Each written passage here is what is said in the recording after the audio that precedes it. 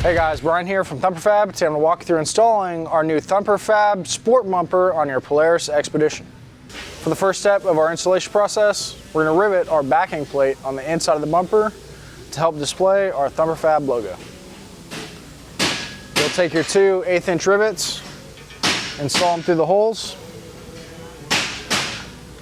before sliding them through your backing plate and tighten them up with a rivet gun.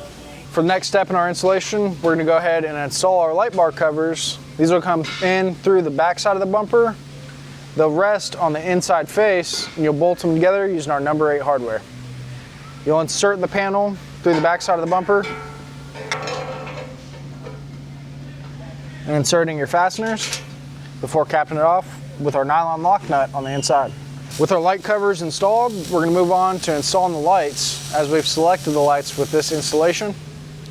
When you're installing them, you want to run the pigtail from the light towards the center of the bumper, and you'll use the large Allen head screws that come in the light bar box to mount them to our brackets that are welded on the inside of the bumper. Once you have them aimed in a direction you think you'd like, you can go ahead and tighten them up and move on to the next step.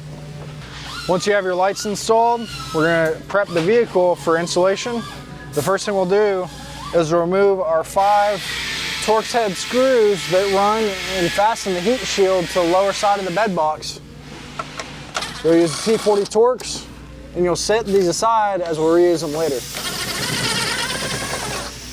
Once you have your Torx head bolts removed, we'll move on to removing the 3 bolts on both sides of your hinge for the bed.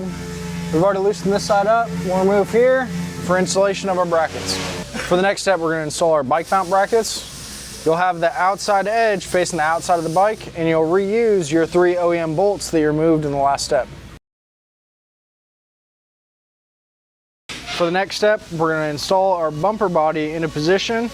You'll slide this top lip under the heat shield up in between the cab and the heat shield, and you want to aim to line up your slots before moving on to the next step.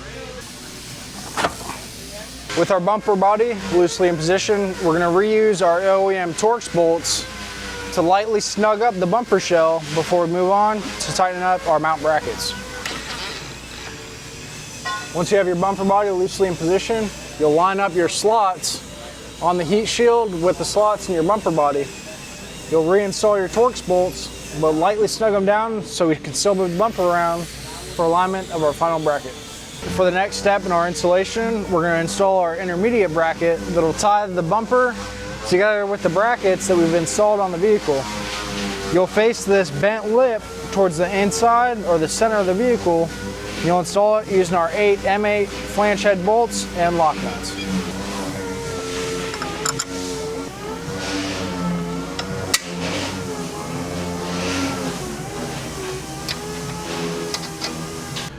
Once you have your intermediate brackets installed, you can return and tighten all your fasteners, including the Torx that go up through the heat shield, through the bumper, into the frame. After that, we'll move on to wiring. For the next step, I'll walk you through wiring the lights in the rear bumper on your Polaris Xpedition.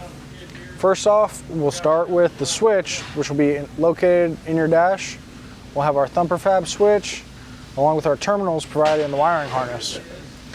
Next, as you come down the harness, you'll have our Polaris pulse bar plug, which will allow you to plug directly into key-on power without having to splice any wires. Next, we have our relay, which will mount up under the hood, tucked nice and away. On this application, we will not use this wire. This is specific to a Ranger 1000, so on this application, you just tape it up and keep it out of the way.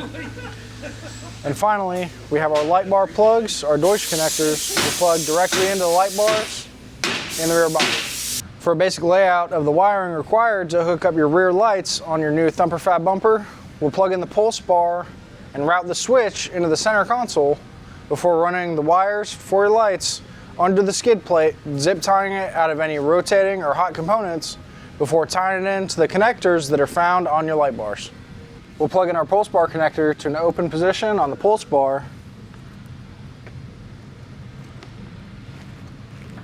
After that, we'll run the wiring for our switch under the dash where we'll plug it in.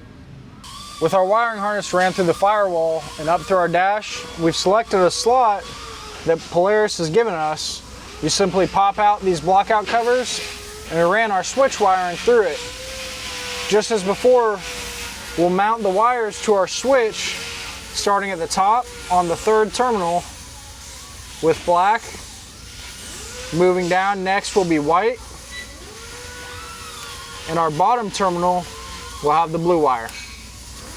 Once done, you can simply slide your switch into the slot in the dash before plugging in your pulse bar.